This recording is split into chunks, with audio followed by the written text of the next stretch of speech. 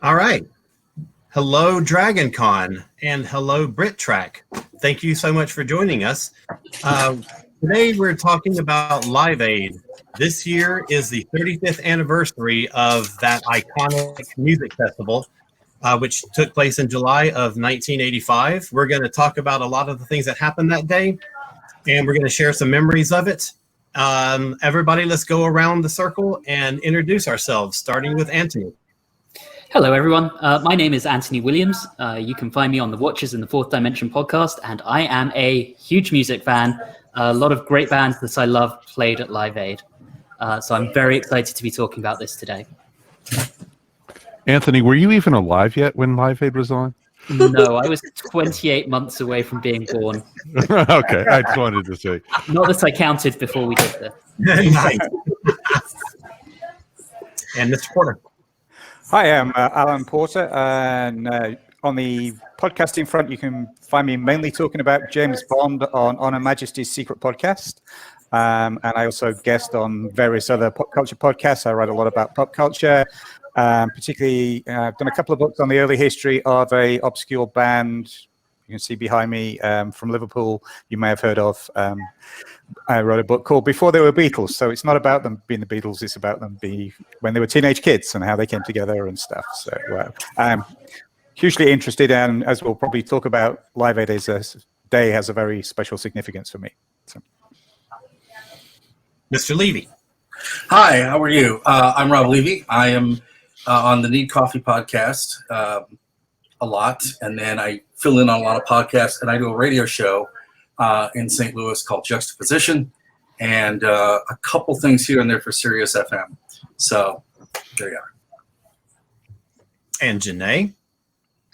Hi, I am Janne McKamey. I was actually born when Live Aid happened. I was 17. I just graduated from high school. So I think I probably have a unique perspective. I am a DragonCon volunteer, going on 10 or 11 years now, so I'm super excited to be here. Awesome. And Mr. Faber. My name's Mike Faber. I host the Earth Station 1 podcast and also the Earth Station Who podcast. So those who deal with the BritTracks and such have seen me do various panels over the years for DragonCon, the BritTracks, and many others. And I think most everyone on this panel has been on my show once or twice, except for Janne. Sorry, but we're going to rectify that, most definitely. And with me with Live Aid was kind of the same boat she was in. I had just graduated in 1985 from high school. Mm-hmm. And so it was the summer, and I literally was camped out in front of the TV with MTV from like 6 a.m. Exactly. on. And it was just amazing to be able to see this live and, go to the different rooms in our house, which, we actually stretched cable all the way up to the upstairs because, we didn't have it all throughout the house yet. And, 1985 was the dark ages, folks. You have to realize that. And so it was really interesting to see.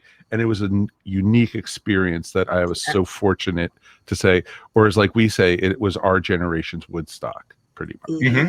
Yeah. To set the stage really quickly, the way this all came about was Bob Geldof was he was in a band called the Boomtown Rats, and they were sort of on the downslide at this point. He's sitting around with his partner at home watching the news. A newscast came up about the famine in Ethiopia, and he was absolutely mortified at the condition that people were living in and was determined to do something about it. He organized a single that was a charity single that was called, the song was called Do They Know It's Christmas? He got together a bunch of his rock star friends to record this song. It was a huge success, raised a lot of money. Then they discovered there was problems with the money getting to where it needed to go. So the only way to combat the problem was to put together a fleet of trucks to get a whole lot of personnel to move all this stuff around on the ground. And the only way to raise that money was to do an even bigger project. And that's where Live Aid came from. It was a concert that was held on 2 different continents simultaneously. in London and in Philadelphia. And while most of the acts that you think of when you think of Live Aid are on the British stage, on the American stage, there was also a whole bunch of British artists like Judas Priest and Black Sabbath and Led Zeppelin and Duran Duran and a whole bunch, Eric Clapton. So, you know, the British element of this thing is very heavy on both sides. So Mike Faber's already sort of launched us on this conversation, but I would like to hear from each one of you how you first saw Live Aid, if it was live or if it was after the fact for Anthony. So Anthony, tell us how you first came aware of Live Aid and first experienced it. So, I mean, I can't remember the exact time because the memory of the Queen performance is so ingrained. I honestly couldn't tell you when I first saw that particular performance. I think in terms of seeing more of the footage, I think when the DVD came out, I want to say that was, 2004?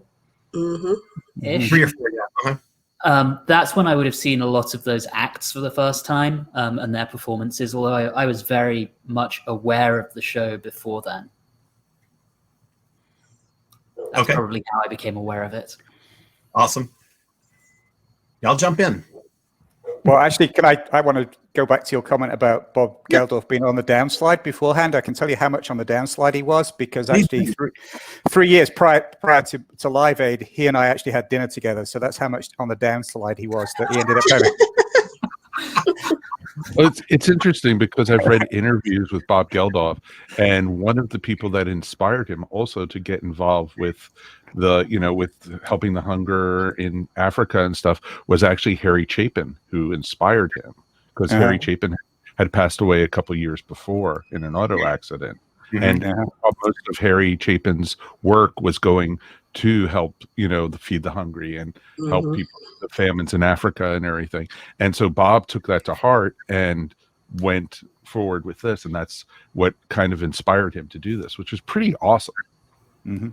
Yeah, I mean, I met Bob. I say had dinner. I will be completely honest. It was actually the Boomtown Rats were on the college circuit, and they were playing a gig at the college I was at. And he basically came down to the college canteen to have his dinner. And I was sat the other side of the table. I looked up and there's Bob Geldof sat across from me, and I was a huge Boomtown Rats fan. So I was like, oh, great. Bob Geldof, I wanted, started talking about his music, and he made it clear that the last thing he wanted to do was talk to anybody. He had a huge big book with him, and it was like, leave me alone. I'm going to eat my dinner. And he ate his dinner. He ate his dinner, read his book, and then at the end of it, he sort of begrudgingly said, "Are you coming to the effing show tonight?" And I'm like, "Yeah, of course I am." And he was like, "Good," and walked off. So that was my dinner with Bob Geldof. You're fresh for celebrity. It's awesome. Yeah, I actually went to the equivalent of elementary school with his daughter Peaches. May she rest in peace. Yeah. And from various parents' evenings and so on, I think my parents said their experience of him was exactly the same. Showed up with a book, didn't really want to talk to anyone. But yeah, yeah. But they were great. The gig was great. But as I mentioned earlier, the actual Live Aid date is very special for me because that's the day my wife and I got engaged. Which is awesome. That is so awesome. And we actually spent the day zooming around from relative's house to relative's house and pub to pub, trying to catch as much of the concert as we could. And then if we didn't particularly want to see the act live, we'd be in the car with it on the car radio, or we'd have to driving around, and everybody had their windows open. It was a hot day. Everybody was watching it. You just couldn't get it. The music was everywhere. Even if you actually weren't anywhere watching it, it was amazing. Yeah. And we actually did end up in a pub just in time to see Queen as they show in the Bohemian Rhapsody movie. It wasn't quite as organized as it is in the Bohemian Rhapsody movie, but it was an awesome experience to see that set awesome. in with a crowd of people. So yeah, Live Aid's always been very special to us, and as soon as my kids were old enough to watch the DVD when that came down, we sat them down and said, "You have to watch this. This is your parents' seminal musical moment. Watch this, learn all these bands. You have to know every single band and every single lineup." So yeah, that is fantastic. Yeah, I'm gonna jump in now. I think probably the thing that I remember most about it, and this is gonna sound really selfish, is that our school, we had an issue at our school. It was the whole prayer in schools, no Bible classes. It was that. And our senior class had a walkout earlier that year because the principal used to read a scripture to us every morning. And when they told him that he could not do that anymore, the senior class left. And he ended up leaving the school because of it, because that was something that he felt should be ingrained in us and he didn't want to stop. And at that time, you know, I'm an attorney now, but the whole separation of church and state, it was fine. But we're like, if we consent to it, then what difference does it make? So I remember that we had the walkout, and then basically our senior class was kind of ostracized from planning senior activities. They were planned for us. And so when it came down to our senior song, the administration chose We Are the World. Great song, understand the meaning, but just the fact that they made us have the song kind of took away from it for us.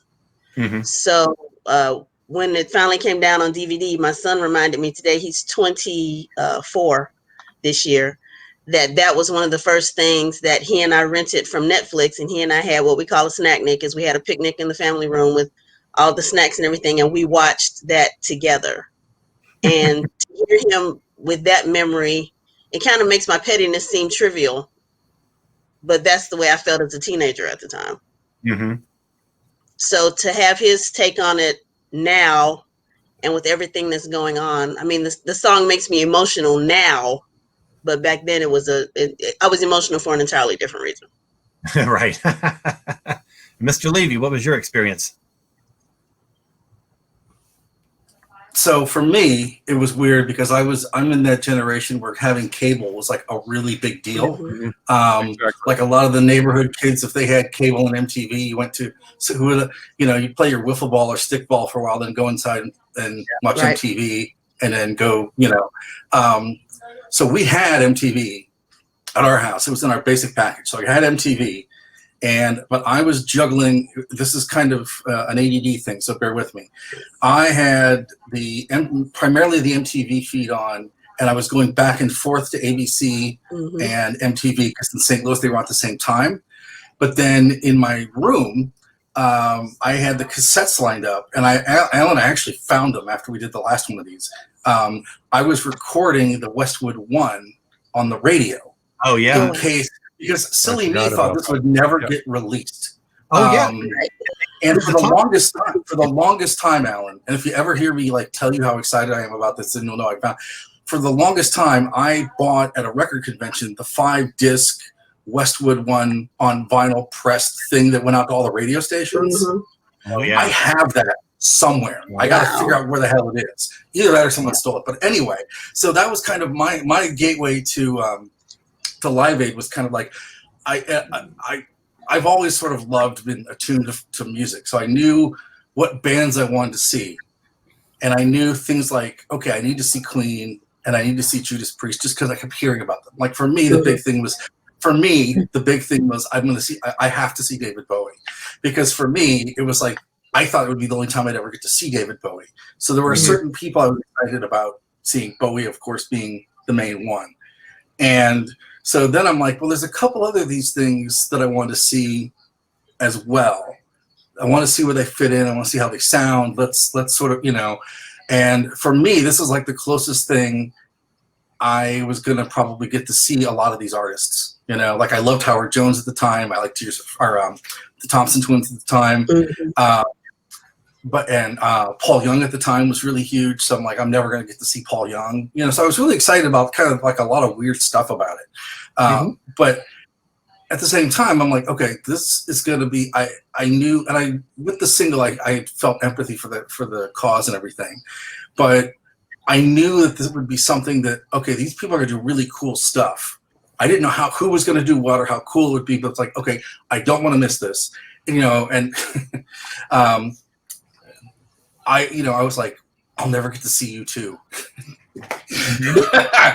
or In Excess, because I live in the Midwest, and in that time nobody came here. except for none of the big acts. All the small clubs had great shows, but we never had the big, we had the metal and the hard rock, but we never had anything else, right?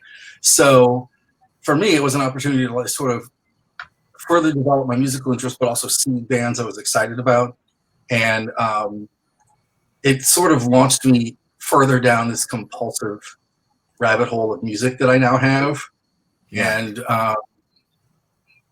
and it also made me realize that cassette taping music was futile and please stop. So. Okay, awesome.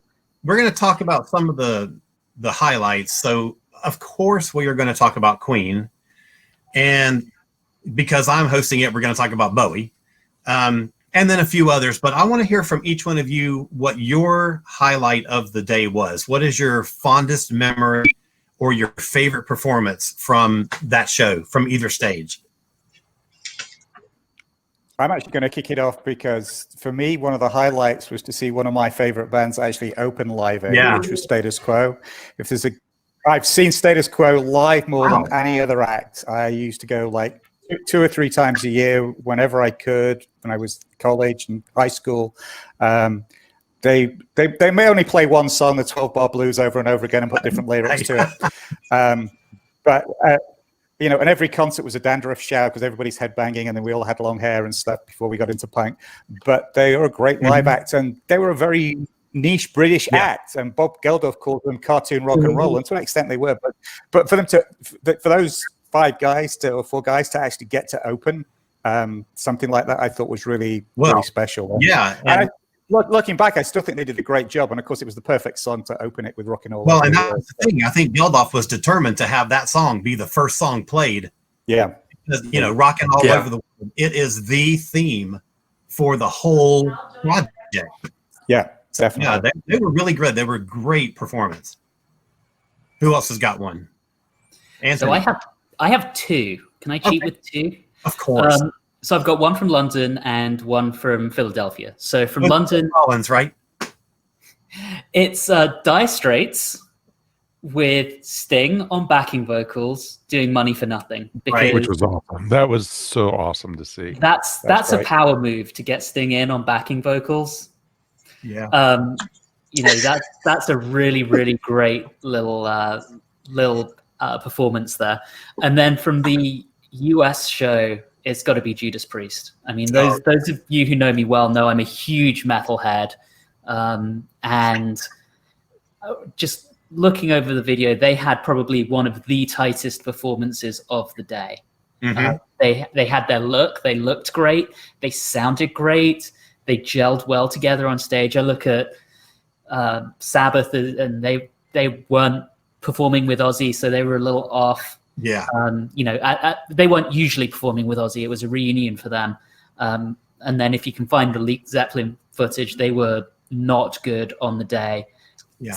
Priest were just so tight. That was a really great performance. Mm-hmm. Mm-hmm. Absolutely. For me, I actually fell in love with U2 at that concert. Yeah, how could you not, really? Yeah. I mean, yeah. Because, I had heard their first 2 albums at this point, and I was like, okay, they're good, but they weren't great. But then this was the first time I ever saw them perform live. Yeah. And they blew me away. It was just awesome and everything. Yeah. This was their stage to shine on completely.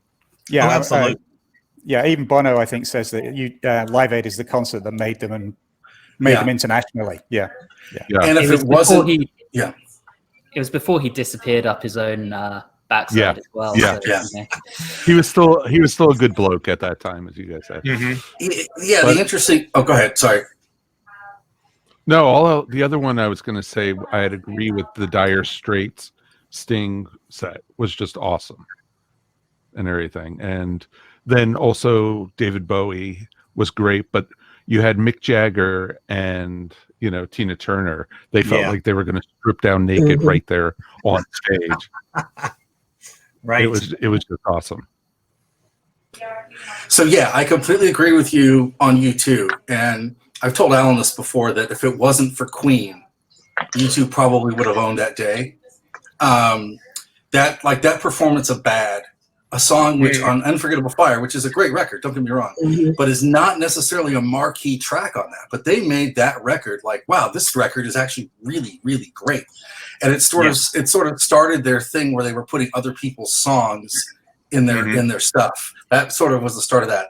But that U2 set was great. I'm outside of Bowie, I was very excited. So I'm going to take this kind of in a different way, Alan. I hope that's okay. So Live Aid for me was one of the few times I got to experience music with my brother, who was older than me. And he was sick in 85 and passed 4 years later. And it was this awkward thing where he's like, why are you listening to all the music that I like? It was this weird kind of thing, right? And I'm watching Bowie. And, you know, he came down. He's like, is this Bowie? I'm like, yeah. And he goes, that's not his band. I said, I know. And he's like, if that's not his band, how good does he sound with his band? And then I'm like, damn it! I was enjoying David Bowie. Why are you telling me I got like David Bowie light? Why are you doing this to me? So, so there's that, which you know, sort of embodied the whole '80s thing for me with the AIDS crisis and Live Aid. It was all sort of wrapped it together for me. But I was excited about seeing Ultravox because I love their records, and I'm like, wow, they were surprisingly better than I thought they were going to be. And I knew I was never going to get to see Roxy Music.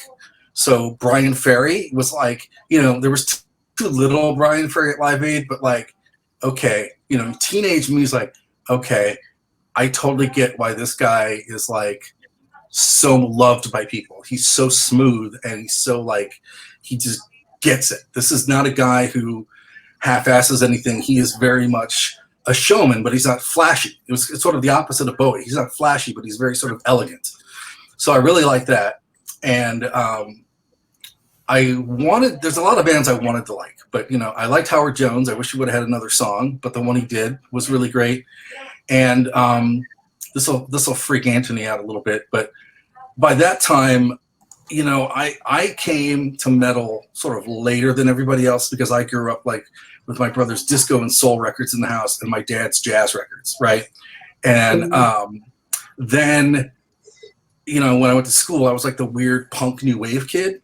So I didn't really get metal until like my sophomore year of high school. And it was mostly the kids that were pummeling the shit out of me every day. So for me, I was like, you know, I was totally, that is like actually the first time I ever heard Judas Priest. So coming to Judas Priest, like completely with a blank slate was like really cool for me. And that was awesome. So, and yeah, it's very weird, you know, and from, you know, and after that I was like, oh man, Van Halen. I'm like, no, Judas Priest, put the Van Halen records away. You know, so I think that was kind of the highlights. I really wanted more of a lot of bands, but I totally get why I couldn't have. I mean, Mike, you're absolutely right. That U2 set though was phenomenal, and it's one of the few times I remember seeing a set of U2 recorded where like Larry Mullen's drumming was like really noticeable as being something above normal. Like, you know, he's a good drummer, but I just remember that day his drumming was like, my God, I was like, he's actually a really good drummer.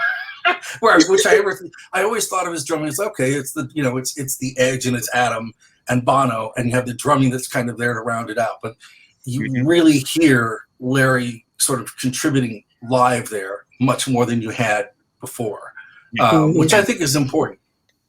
To me, it was surprising that they had the Philadelphia sound because it wasn't hyped up that the Four Tops was going to be there. It was more of an international thing. And naturally, when you're a kid in high school, when you think international, you don't think the Four Tops. So it was nice to be able to watch that kind of portion of the concert with our parents, because other than that, MTV was pretty much just considered noise in the house. Yeah. And then I really enjoyed The Who. I've always enjoyed The Who, but to see them live and performing, that was a good section for me. Absolutely. One of my favorite. I'm sorry. No, I was agreeing with her. That's all. Okay. A lot of the points that you all have made were highlights for me as well. But one of the ones that completely took me by surprise, because I'm not a fan particularly, was Eric Clapton. His set blew me away. I was just floored by it. And, I've never really cared much about Eric Clapton. And he just nailed it.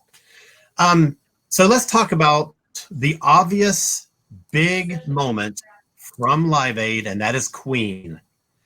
They walk out on stage, the crowd goes nuts, but the crowd doesn't really know what they're about to get pummeled with.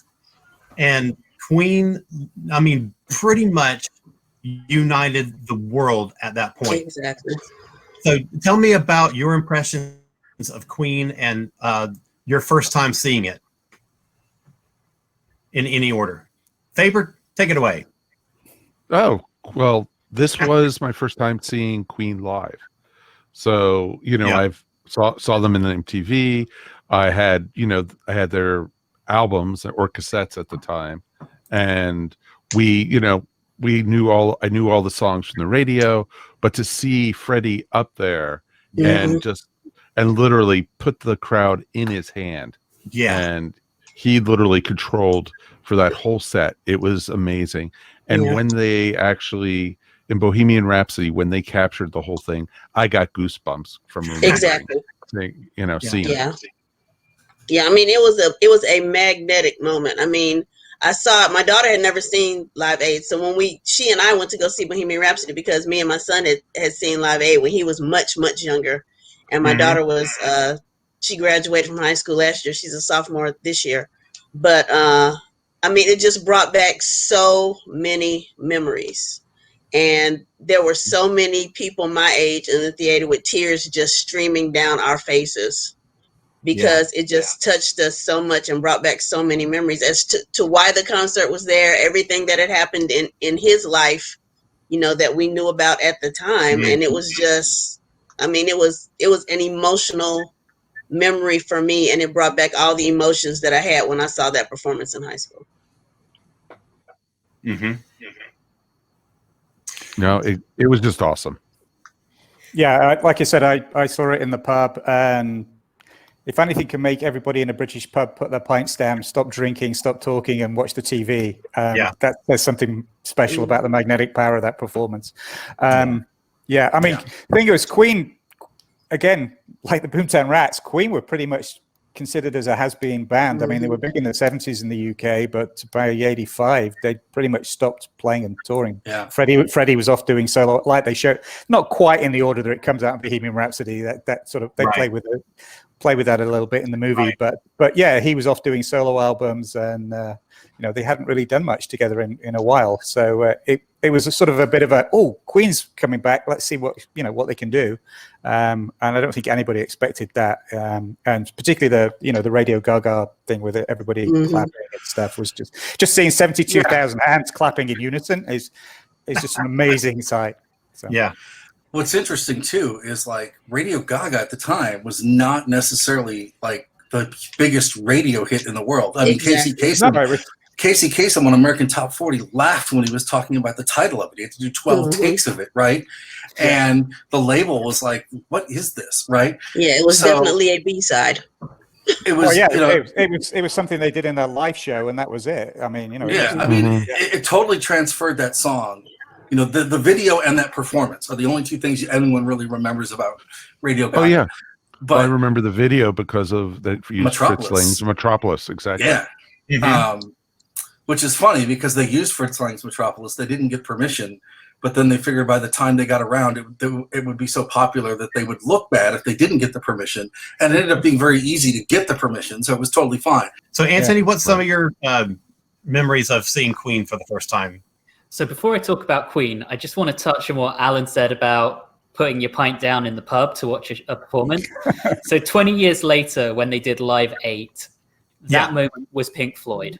I remember being down the pub with some friends, and that's exactly what happened. We all stopped what we were doing, looked, watched, listened, and I can totally relate to that.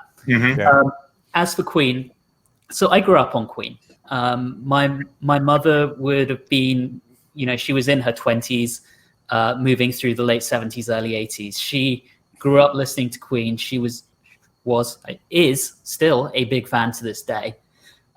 So I'd been aware of Queen maybe almost as long as I can remember being aware of music. It was the Beatles from my dad, so Alan Porter, you'll be happy to hear that. And Good on your dad. That's good parenting. Queen from my mum. There was a 12-year age gap, so that straddles the 60s and the 70s fundamentally. So I'd always been aware of Queen. I'd always loved Queen. The performance is kind of certainly elements of it, particularly "We Will Rock You" being the obvious one. Radio Gaga, those are ingrained on my memory from a very young age.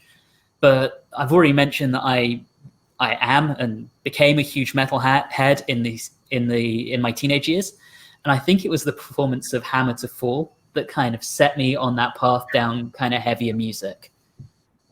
So that's probably my overriding memory feeling about the Queen performance. There was a film that the Canadian Broadcast Company had put together, a documentary about the Ethiopian famine that was set to the Cars Drive. And he saw the film before the concert, and it moved him to tears. And he said, "Geldof, you have got to put that in the show. That's the most intense and most moving thing I've ever seen." And Geldof has said, "Everything is scheduled down to the minute. There's no place to put it." And Bowie said, "I will drop one of my songs, and you have to put that film in its place." So Bowie comes out and does his 4 songs, ending with "Heroes," which was, for me personally, the big thematic moment of the entire concert. We can be heroes just for one day. And as it's over, he says, "And here's a film from the CBC." And I watched a documentary about the concert itself, and the audience watched this film and they just went completely silent. Like nobody said anything. Everyone was so glued to the film, and that's when the phones started ringing. So let's talk about Mr. Bowie really quickly, because we're getting low on time. So tell me something about your memory of seeing the Bowie concert. It's got to be Heroes. I have a quick question. Okay. Go ahead. Didn't I premiere the Dancing the Streets video at Live Aid? Absolutely. It was filmed, recorded and filmed for that purpose. Yeah. Yes. They were going to try and do it live with Bowie. Mick was in Philly and Bowie was in London, and they were going to try to do it live. But of course, with satellite delay, there's absolutely no way to do it. So they just shot a video for it, recorded the song, shot the video in one night, basically a 12-hour session. And they had a video the next morning. And all the proceeds from it went to Live Aid as well. Yeah, so, and it was #1 on the UK charts for, I think, 4 weeks. Yeah. Yep. It's a great duet. Yeah. A very silly video, but fun. Anthony, sort of, go ahead. I was going to say, Anthony, tell us about your Bowie viewing. I mean, as I was saying, for me, the highlight of it is Heroes. I mean, that's just an iconic moment. Absolutely. Honestly, much as I've come to love Bowie over the last few years, I've always had a soft spot, but it's really been the last few years. I honestly haven't rewatched his piece from Live Aid any time recently. So my memories of it are a little bit hazy beyond Heroes. Same with mine. Before I hand over to someone else, just out of interest, Alan Siler, do you know what song he dropped? What was the 5th song? I don't know what the 7 songs were. Well, I think 5 Years was on the list, and I think that it must have been the 5th song. Got it. So I heard 5 Years, and I'd also heard Rebel Rebel, but no, he played Rebel Rebel. Yeah, but they moved songs around. I think Rebel Rebel was supposed to end it. It was supposed to be the last thing he did, because that was supposed to be after Heroes. But I think when he saw the video, so. Actually, Right, I was listening to an interview with Bob Geldof earlier today. That was a couple of weeks ago on a British radio station. And he said that basically Bowie asked him to pick which songs he wanted him to play. Oh, gave him a list and said, "Which ones do you want me to play?" And he's like, "I'm not going to tell you what to play." And he's like, "No, you tell me." That's awesome. So now, Modern Love was my favorite Bowie song out of that set. Oh wow! Oh, that was I mean, wonderful. I've just always loved That was Modern Love wonderful. anyway. Yeah. Levy, really, really quickly, you recently did a radio interview with Howard Jones.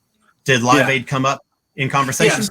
So Howard Jones did a live session for my show, right?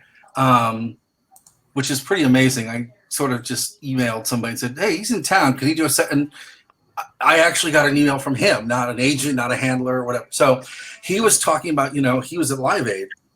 He's in the back room. He did his one song. He wanted to have his whole band come over, but he was in the States touring. So he basically left his entire band in the States, flew to London because he didn't feel it was right for him to play in Philly, right? Because he's a British artist. So he came over back to Britain with just the piano. And, he's trying to get a piano, and, Freddie's like, well, you could use ours. And he's like, I'm not going to break your piano, right? So there was so they finally got him. So he didn't want to use, he was really picky about what sort of he wanted to use. But so he's in the back room, he did his set. He's in the back room, just kind of, and different, Bowie comes in and he's like, hey, I have to go on soon. Can you play a couple things and let me warm up my voice? And he's like, sure. So he talked, he was talking about warming up his button, and he's just like, oh, wow, great, and then he kept talking about how just bizarrely, like, this is not happening. Yes, this is supposed to be about the famine in Africa, but I'm playing a keyboard with just me and David Bowie, right? And he's trying to weigh these two sort of moments going on. And then he talked about, afterwards, Bowie did his set. And the thing is too, is that when Queen and Bowie played, that's the time when all the other artists that normally probably wouldn't come on a stage came finding ways to watch their sets, right? Yeah. And of course. So he was sort of talking about, a couple months went by, and he got a little note from David, like, thank you so much for helping me out. It was really lovely. And he's just like, that's Bowie for you. Like, yeah, sure, that's great. He apparently, the other thing too is that Bowie made it a point to really go out of his way to thank his sort of, as Alan mentioned, sort of thrown together band, and make it work. I've heard Thomas Dolby talk about it a little bit too, just about how, like, David Bowie is arguably one of the most important artists in the world, and he was so, like, just down to earth and kind, and just, he's like, you would expect professional, which you expect, but he's like, for a man who was that big, there was just devoid of ego. How do you say it? He was devoid of ego, but strong in intellect. I think the thing that caught a lot of people off guard about Bowie was just how modest and unassuming he was, and sort of reserved. Yeah. But also just how generously kind and empathetic. And one of the things Howard sort of mentioned was that part of that, it was the 80s, and that at that time rock stars weren't known for being kind and empathetic, which is Live Aid sort of changed the probably perception of music artists too, because music artists were always sort of seen in this sort of like capitalist view of like money, and MTV fed sort of into some of that, at the time. You have Reagan and Thatcher going on, so you sort of have this whole money thing going on, and it sort of changed the dynamic of how music artists use their platform, and it sort of changed how they interact with each other. And I think Bowie was one of the people that sort of bridged that. Okay, we're coming up at the end. We've only got a couple of minutes left, so super quick, give me your final thoughts. Lightning round. I actually just want to and it is my final thought, but I'll pick up on Rob. There's an excellent documentary on YouTube that was done by BBC for two parts. It's a 3-hour documentary, and it actually talks about the whole economic, cultural aspect, all the greed and everything, and rock stars. And what blew me away when I watched that was I never realized that they put this whole team together in 12 weeks. I know. It's like documentary. Yeah, it's pretty amazing that they did that. Yeah. Kudos to Phil Collins for playing at both shows. Yeah. Not a lot of people remember that he took the Concorde across to be able to play at both shows. It was pretty awesome, actually. Yeah. All right. Thank you all so much for joining us. I appreciate your input, and I appreciate you reliving Live Aid with us. Dragon Con, awesome. so much. Look out for. I'm gonna have to watch it again. Yes, Oh, yeah. absolutely. Yep. Be on the lookout for other Watch party. BritTrack. You can find BritTrack on. You can find our website, but you can also find us on Twitter, Facebook, Instagram. So look for all the other content that DragonCon and BritTrack has coming your way.